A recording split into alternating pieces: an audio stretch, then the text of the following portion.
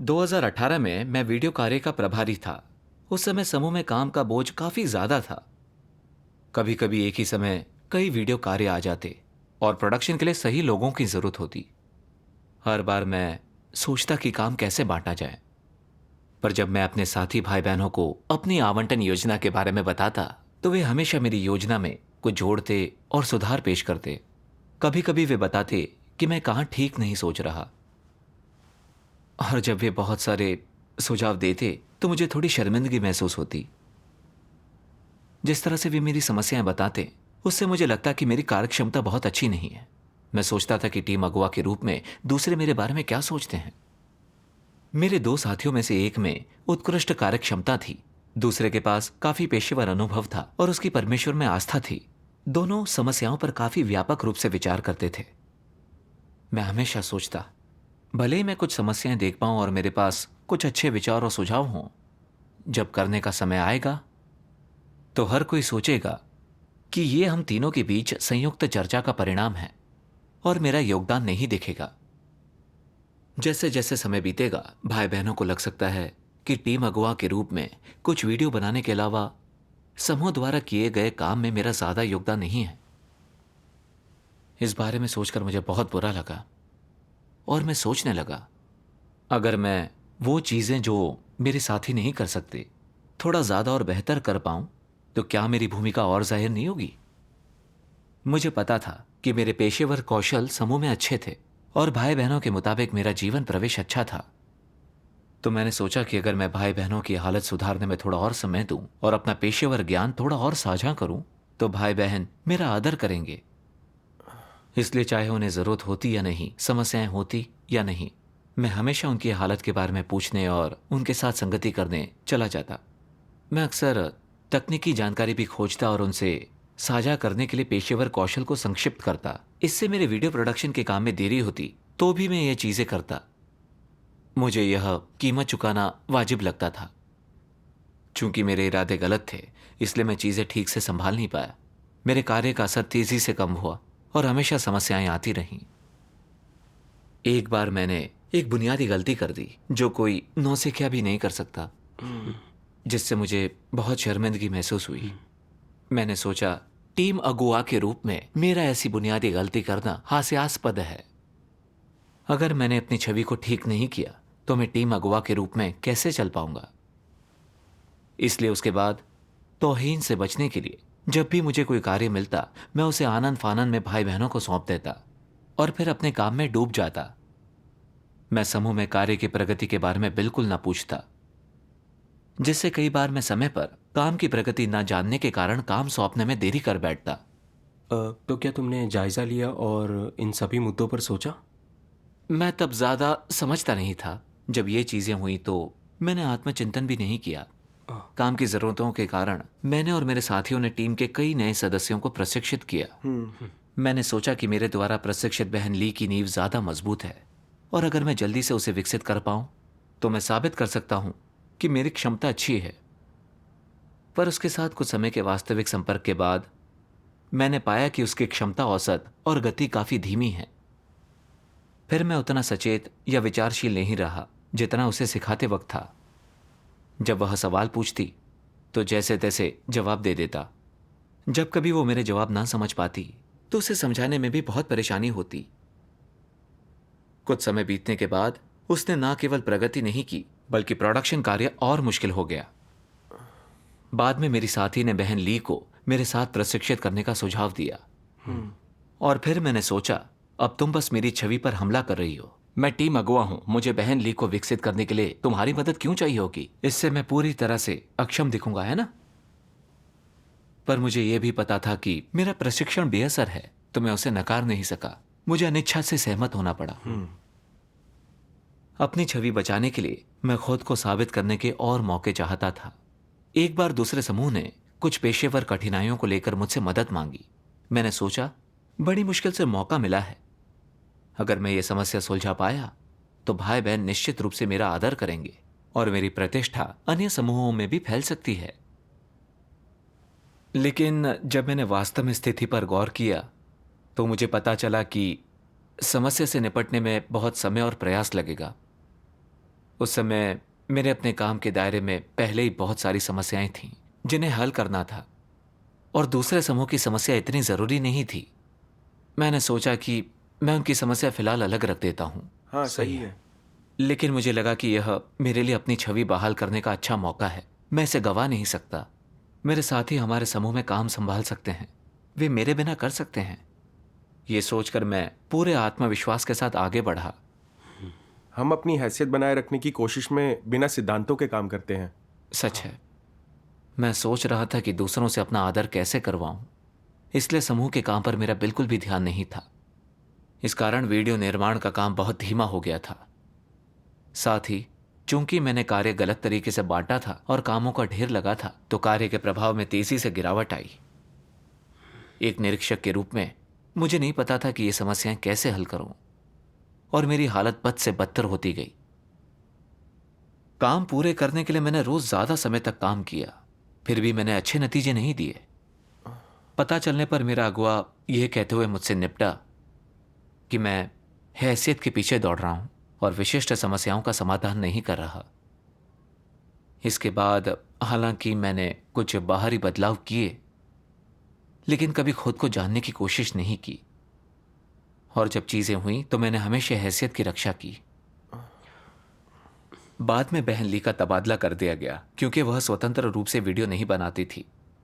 जाने से पहले उसने कार्य सारांश में अपने विचार लिखे और जिक्र किया कि जब मैंने उसे पेशेवर कौशल सिखाए थे तो उसे कई कठिनाइयां हुई जिन्हें वह हल नहीं कर पाई, और उसके पेशेवर कौशल तभी सुधरे जब बहन लियू ने उसे सिखाना शुरू किया।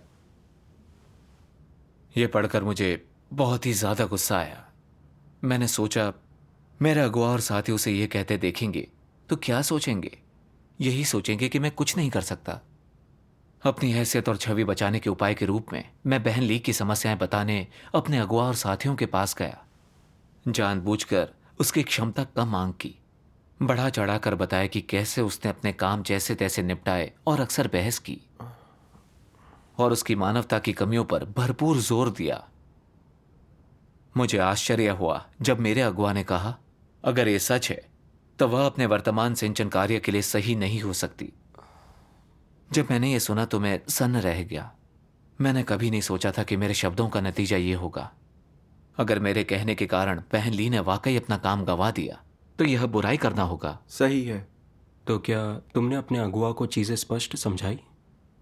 मैं अपने अगुआ को समझाना तो चाहता था, पर मुझे याद आया कि पहले ही सबके मन में मेरी बुरी छवि थी। अगर मैं इस बारे में ईमानदारी बरतता तो मैं अपने काम में बेकार तो दिखता ही, दूसरे लोग सोचते कि मेरी मानवता खराब है। तो मैंने अगुआ से गोलमोल कह दिया कि आपको इसकी जांच करनी चाहिए। बाद में पुष्टि करने के बाद अगुआ ने पाया कि बहन ली की समस्या उतनी गंभीर नहीं थी जितनी मैंने बताई थी, और उसका तबादला नहीं किया।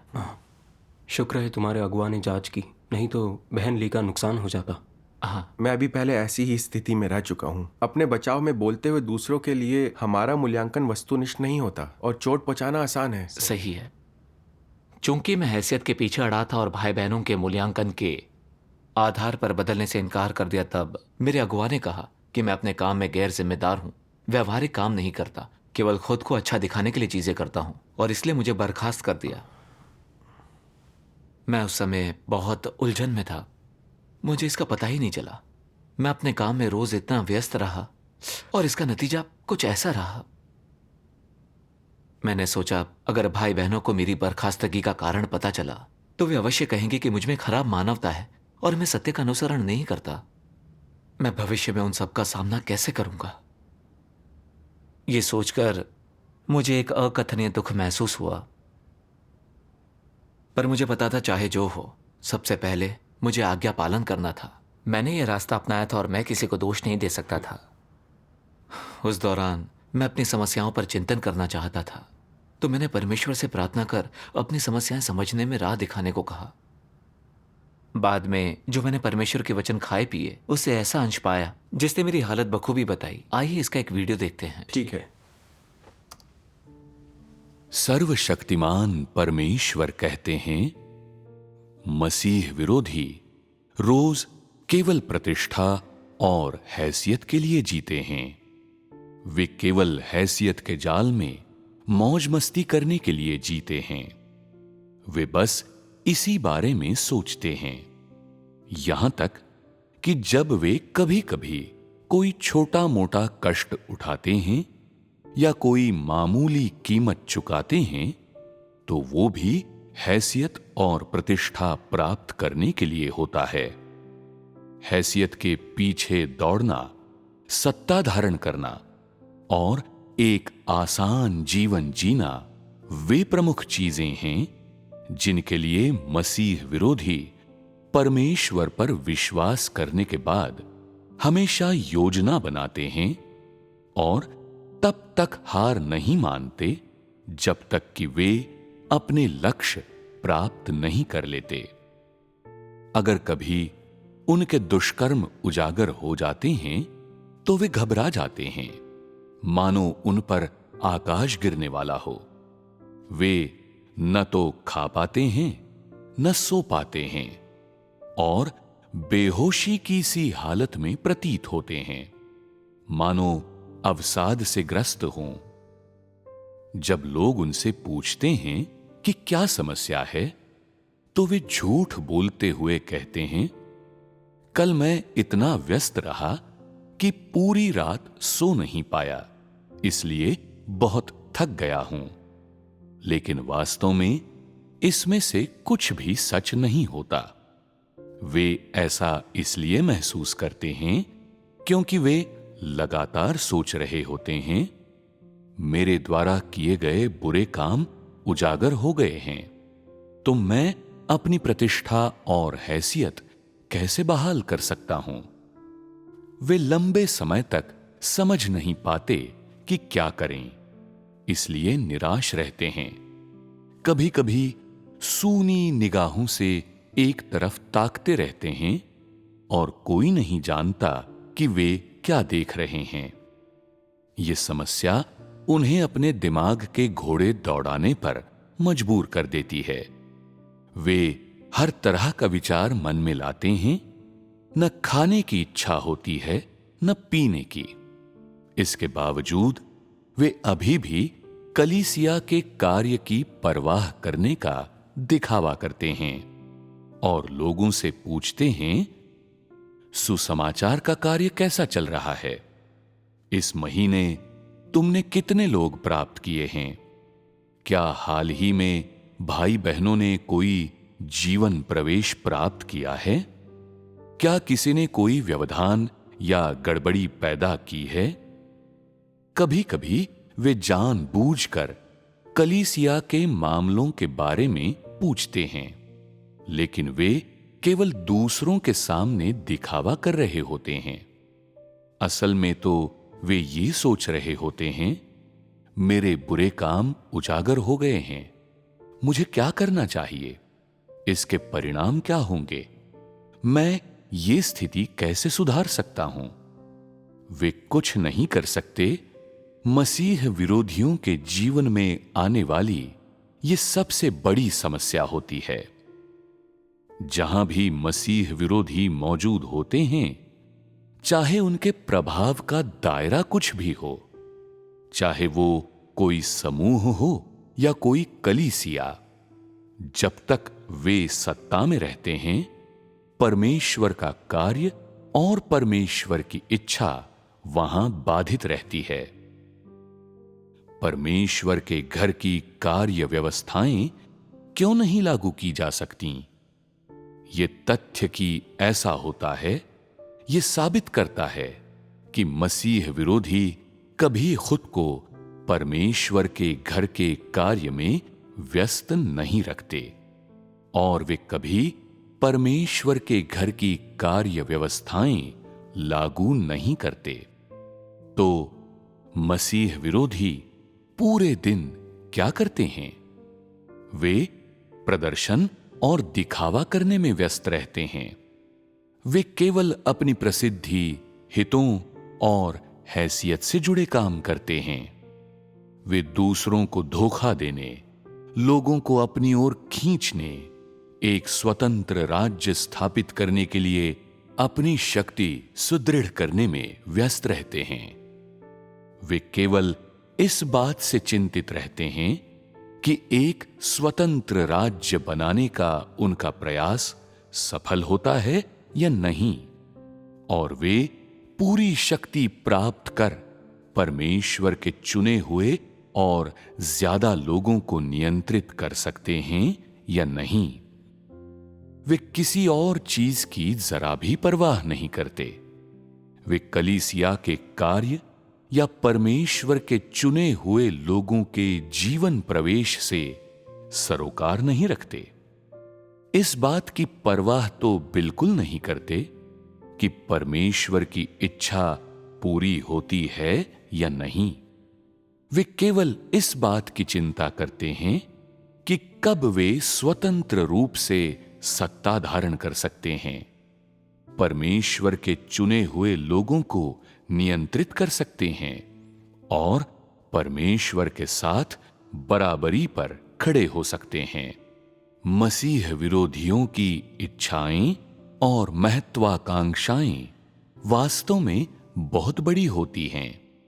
मसीह विरोधी कितने भी मेहनती दिखाई पड़ते हों, वे मनमाफिक कार्य करते हुए केवल अपने ही उद्यमों में और अपनी प्रसिद्धि, हितों और हैसियत से संबंधित चीजों में व्यस्त रहते हैं, यहां तक कि वे अपनी जिम्मेदारियों या उस कर्तव्य के बारे में भी नहीं सोचते जो उन्हें निभाना चाहिए, और एक भी ठीक काम नहीं करते।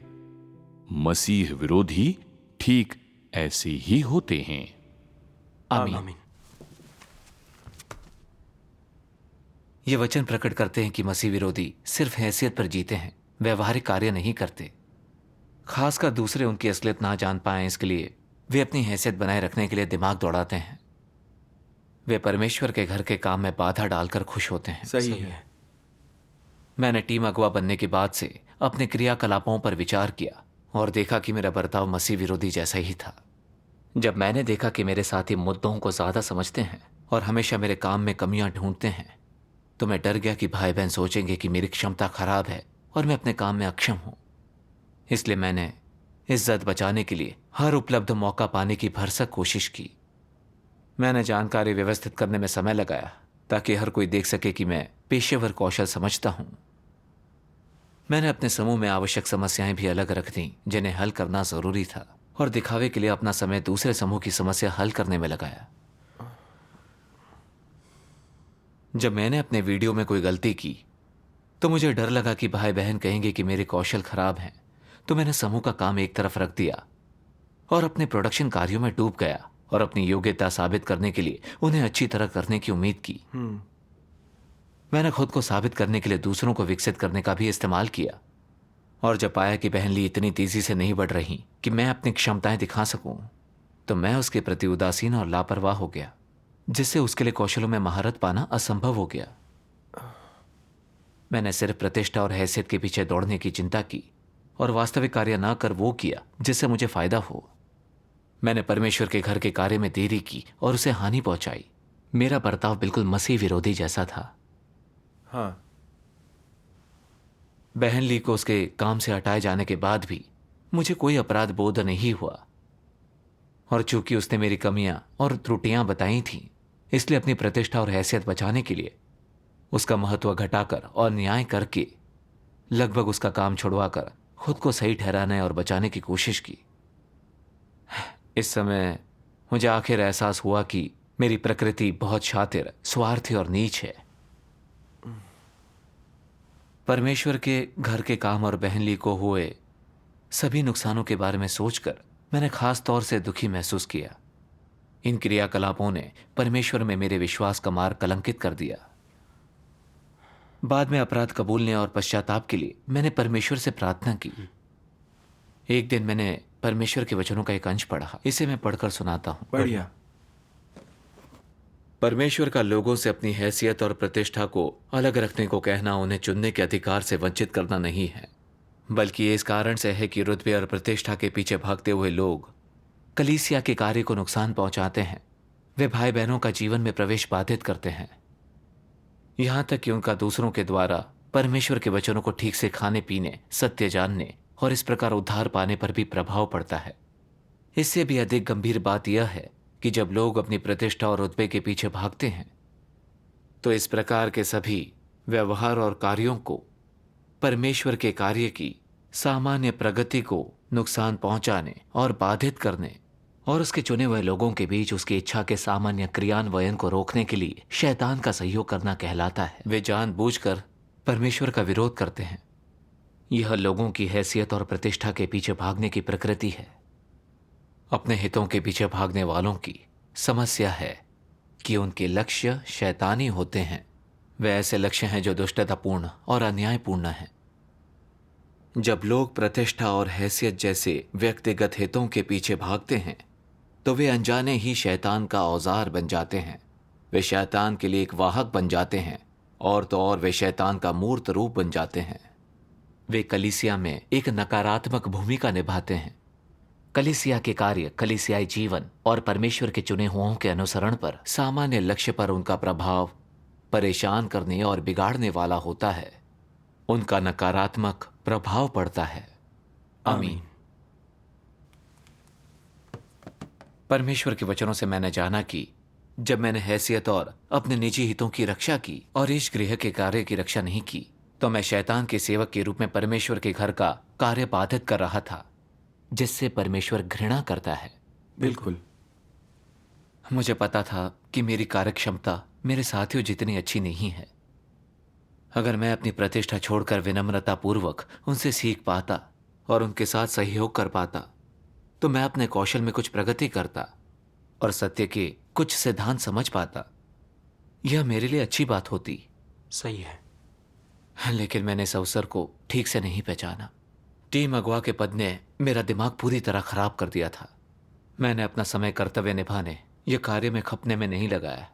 इसके बजाय मैंने दूसरों की प्रशंसा पाने के लिए स्वांग रचने और दिखावा करने के तरीके ईजाद किए। मैंने वास्तव में काम किए बिना टीम अगवा के पद पर कब्जा कर लिया, अपनी प्रगति में बाधा डाली और देरी की। परमेश्वर उन चीजों से घृणा करता है जो मैंने की। मेरी बर्खास्तगी परमेश्वर की धार्मिकता और मेरे लिए परमेश्वर की सुरक्षा थी। सही है। परमेश्वर के घर के काम को जो नुकसान पहुंचा उसे सोचकर मुझे अपराध बोध हुआ। परमेश्वर ने मेरा उत्कर्ष किया पर मैंने उसे नीचा दिखाया, भाई बहनों को धोखा दिया। मैंने परमेश्वर से प्रार्थना की, परमेश्वर, मेरी हैसियत की इच्छा बहुत मजबूत है। इस प्रकाशन के बिना मैं नहीं जानता कि मैं कब तक ऐसे ही सुन रहता। मैं इस नाकामी का उपयोग आत्मचिंतन के लिए करना चाहूंगा। मैं अब और हैसियत के पीछे नहीं दौड़ना चाहता। आमीन। परमेश्वर का धन्यवाद। बर्खास्तगी लोगों के लिए एक महत्वपूर्ण मोड़ है। हाँ, बाद में जब मैंने इस क्षेत्र में अभ्यास का मार्ग खोजा तो मैंने परमेश्वर के वचनों के 2 अंश पढ़े। हमेशा अपने लिए कार्य मत कर, हमेशा अपने हितों की मत सोच, इंसान के हितों पर ध्यान मत दे और अपने गौरव, प्रतिष्ठा या हैसियत पर विचार मत कर। सबसे पहले परमेश्वर के घर के हितों की सोच और उसे पहली प्राथमिकता बना। परमेश्वर की इच्छा की परवाह कर। पहले इस पर चिंतन कर कि क्या तू अपने कर्तव्य निर्वहन में अशुद्ध रहा है, क्या तू वफादार रहा है, तूने अपनी जिम्मेदारियां पूरी की है या नहीं और अपना सर्वस्व दिया है या नहीं। साथ ही क्या तूने अपने कर्तव्य और कलीसिया के कार्य के प्रति पूरे दिल से विचार किया है। तू इन चीजों पर विचार कर, बार बार विचार कर और इन्हें समझ और तू आसानी से अपने कर्तव्य को अच्छी तरह से निभा पाएगा। आमीन। अगला अंश मैं पढ़ूंगा। ठीक है। यदि लोग केवल रुतबे, प्रतिष्ठा और अपने हितों के पीछे भागते हैं तो वे कभी भी सत्य और जीवन नहीं पाएंगे और अंततः नुकसान उठाएंगे। परमेश्वर सत्य का अनुसरण करने वालों को ही बचाता है। यदि तुम सत्य नहीं स्वीकारते, अपने भ्रष्ट स्वभाव पर आत्मचिंतन करने, उसे जानने में असमर्थ हो, तो तुम पश्चाताप नहीं करोगे, जीवन में प्रवेश नहीं कर पाओगे।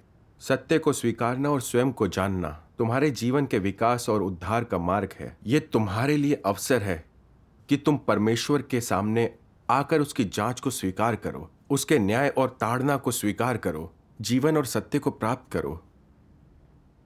यदि तुम अपने रुतबे, अपनी प्रतिष्ठा के लिए अपने हितों के लिए सत्य का अनुसरण करना छोड़ देते हो, तो यह परमेश्वर का न्याय ताड़ना और उद्धार पाने का अवसर छोड़ना है।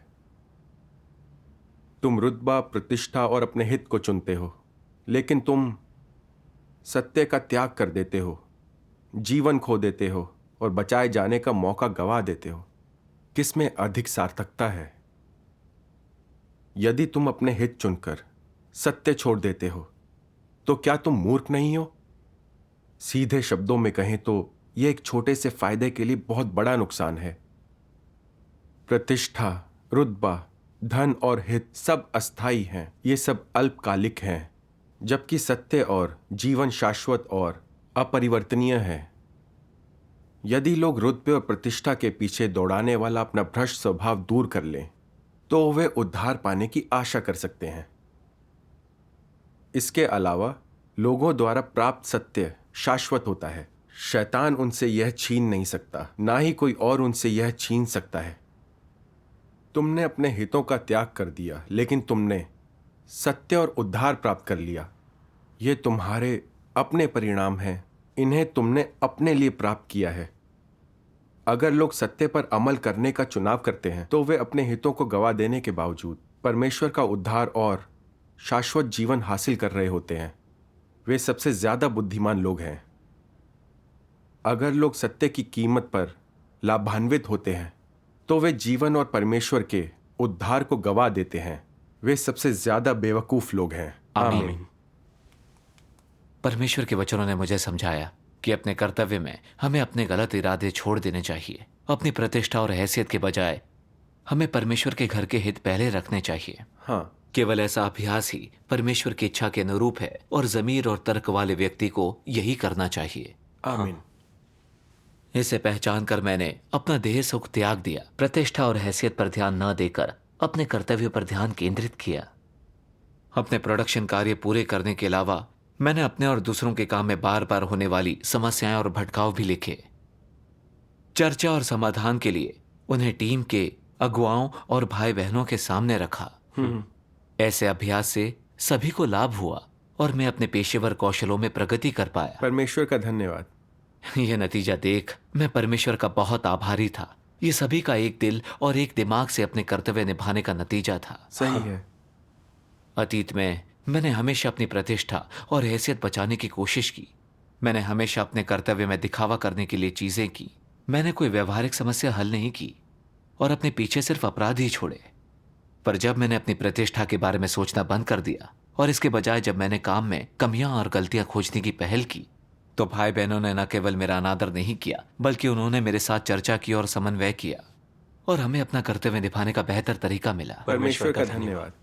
केवल तभी मैंने देखा स्वांग रचकर और दिखावा करके मैंने कितनी मूर्खता की थी। अगर पहले मैंने अभ्यास कर परमेश्वर के घर के कार्य में बाधा ना डाली होती। हाँ, परमेश्वर तभी आशीष देगा जब तुम ईमानदारी से उसके घर के काम की रक्षा करोगे। सही है। ये दर्शाता है कि परमेश्वर वफादार है। बिल्कुल।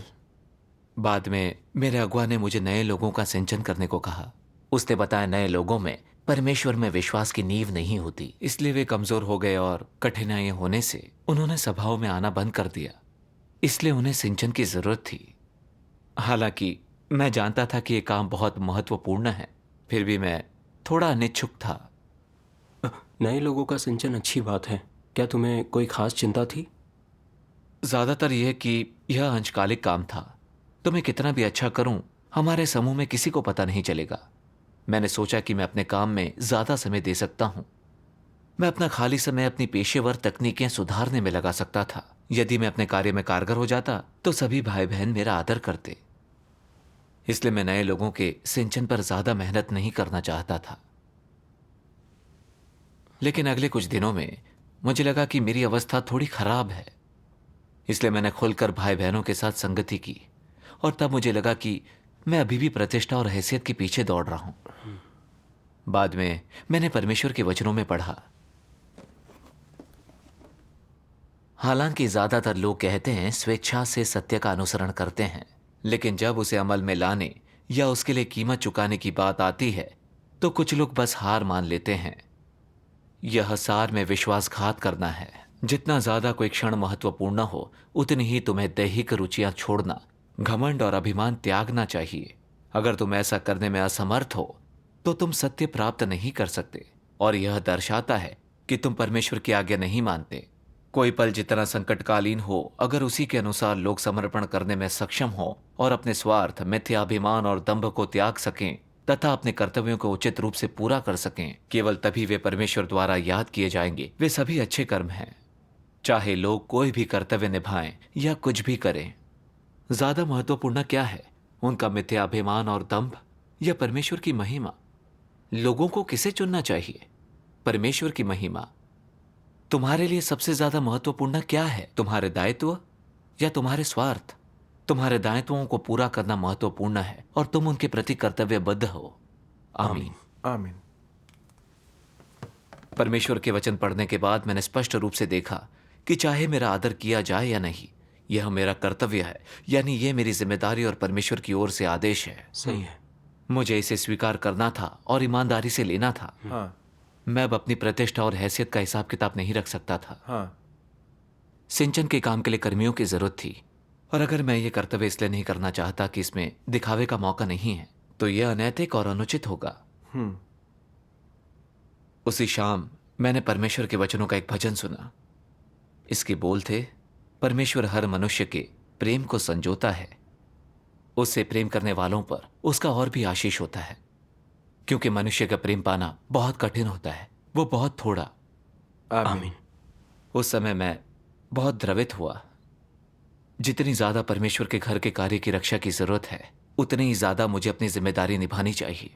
मैं फिर परमेश्वर को निराश नहीं कर सकता। सही है। फिर मैंने सिंचन की प्रभारी बहन के पास जाकर बोला, मैं यह काम स्वीकारने के लिए तैयार हूं। परमेश्वर का धन्यवाद। परमेश्वर के वचन अपने कर्तव्य के प्रति हमारा रवैया बदलते हैं। हाँ, हालांकि नए लोगों का सिंचन करते हुए मुझ में कई कमियां थीं और मैंने कई कठिनाइयों का सामना किया, पर जब मैंने परमेश्वर पर भरोसा किया तो मुझे परमेश्वर का मार्गदर्शन और आशीष दिखाई दिए, और कुछ नए लोगों को सामान्य रूप से सभाओं में शामिल होने में देर नहीं लगी। परमेश्वर का धन्यवाद। जल्दी ही कलीसिया ने मुझे दूसरे काम का प्रभारी बना दिया। मैंने सोचा, इस बार मैं अपने प्रोडक्शन कार्यों में कितना भी व्यस्त रहूं, मैं समूह की प्रगति पर नजर रखूंगा और तरीके से काम सौंपूंगा। मैं भाई बहनों के काम में आने वाली कठिनाइयां हल करने के लिए उनके काम की जांच पड़ताल भी करता, और मैं जो चीजें न समझ पाता उनके हल में मदद के लिए अच्छे कौशल वाले लोग ढूंढता। परमेश्वर का धन्यवाद। धीरे धीरे मेरे नतीजों में काफी सुधार हुआ। ये सब परमेश्वर के मार्गदर्शन और आशीषों की बदौलत था। परमेश्वर का धन्यवाद। मैं पहले केवल प्रतिष्ठा और हैसियत की परवाह करता था, अब मैं हैसियत की दौड़ छोड़ सकता हूँ। सजग होकर परमेश्वर के घर के कार्य की रक्षा कर अपना कर्तव्य निभा सकता हूँ। ये परमेश्वर के कार्य से मिले नतीजे हैं। परमेश्वर का धन्यवाद।